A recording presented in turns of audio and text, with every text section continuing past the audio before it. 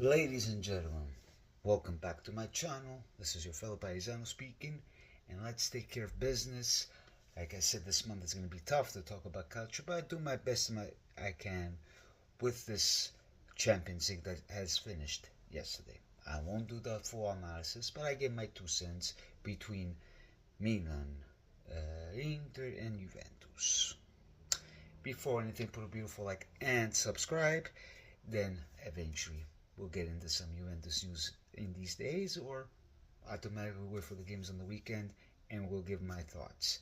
Now, with this Champions League, the 5 Italians won, Bologna loses with Monaco. So I don't think that they were going to go too far because there's 4 games left, correct? And I don't know how is that going to work out with Bologna, with no hard feelings whatsoever. I thought that Italiano was going to do a good job, but Italiano, I don't know. Of course, the majority of the good players that Bologna left. It ain't going to be easy for Mr. Italiano, but I wish him the best because he's always a good coach. Moving on, kudos to Atalanta that beat Stuttgart in Stuttgart 2-0. And only us, we had to lose in home. But we have to give credit to Mr. Gasperini, because at the beginning he didn't do very well, but it seems like he got these new guys in the shape, and so far so good. We're going to see where he's at, because a lot of people are predicting they might win the Scudetto, but we'll see how far he goes, because Atalanta's good with Champions League, with the Campionato, but now difference the other 3-4 years since they got left at Villarreal, well, they got knocked out at the Champions League. We're seeing at Atalanta, beautiful. Now this Milan, surprisingly, they beat Real Madrid 3-1. 1 goal for Morata, 1 goal Ty Shaw, if I'm not mistaken, and Reinders. He had the full squad, only 1 PK from Vinicius Jr., because of course after that goal from Morata, the first goal, Vinicius Jr. gets a PK. Then what do you think? Real Madrid is going to go full out. Milan somehow managed to win, but they're still 18th place in the table, so I don't know if they can manage to beat the other teams. I'm not too sure who they're playing next, but we'll see, because it all depends if the other teams do something, because they're 18th place. So yes, they win against Real Madrid, but then is it worth, to go forward? You let me know your thoughts, because a quote that Fonseca said, it's hard in Italy than beating a team like Real Madrid, because the small teams in Italy, they cause you problems.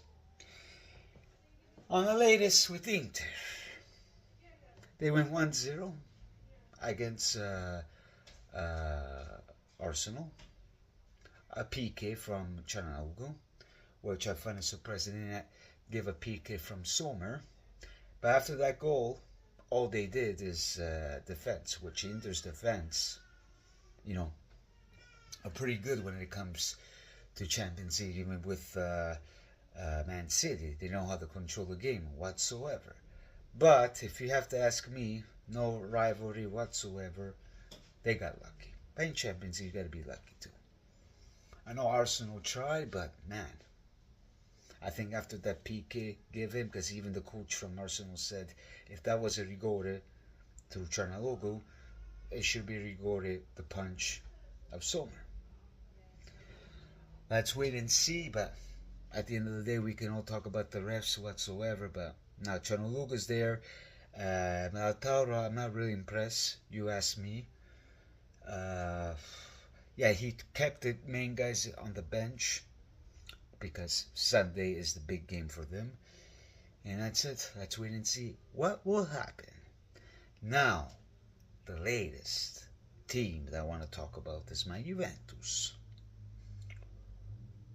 They won. They tied 1-1 A goal from Jonathan Davis, which was pretty beautiful. But then after that goal, Lille somehow parked the bus. And unfortunately, when it comes to us, with teams parking the bus, we cannot manage to break this bus. Team itself, they play good. Coop Miners, he scored 2 goals, but then it was offside. Vlahovic scored the PK, but the rest, Vlahovic is the same guy that I keep on saying. Of course, people want to give him credit, but how much credit do you want to give to this guy? All this year, then we'll see the verdict. For me, I don't think he's going to stay. For me, he's not a Juventus caliber. Like, guys, we cannot blame. People still blame Allegri. It's not Allegri's fault. Come on. This is not Allegri's fault. He can't handle the pressure on a big team. Until he proves me wrong, that's what I'm going to say with this guy. Kuminers, people are complaining about Kuminers too. But he just got back from an injury. Give that guy credit. Whatever the decision Malta is doing, let him be. Yes, the changes are not that great, but guys, we gotta be patient because Mr. Malta is his first year in Juventus. It is not Bologna, yes. Give him time. I know we're all freaking out because we got 4 games. We don't want to go to the playoffs because we got Man City in December. So, you ask me, I'm not too worried about it. Am I happy? No. Yes, we can say they play good whatsoever, but we gotta win. You can play good, but if you don't win, it caca. Because results counts. And that's what I expect from a lot of Juventus. Till then, this is everything for now. Hope they keep you updated for something else. And put a like and subscribe. And please share. Bada bing, bada boom. Ciao ragazzi.